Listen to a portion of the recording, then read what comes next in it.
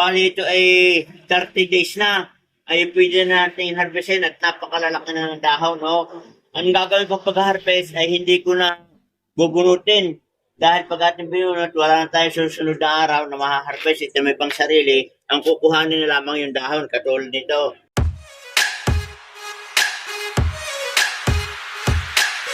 O ito mga kabayan, kasi yung akin na puti na ito. Kita ninyo, itong tirang ito. Pag nakadalawang araw o tatlo, meron na ako maha-harvest. Kung ating binunod, ay di wala na.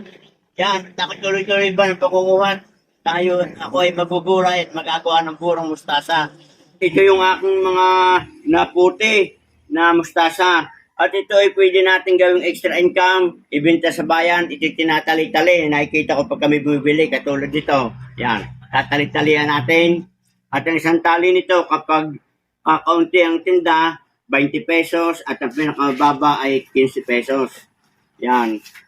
Ay kung kayo may tanim na marami, mga 1,800 na puno, 1,000 puno, ay pera na rin. Parang extra income. Tapos tatali-talian ng rubber band, katulad nito.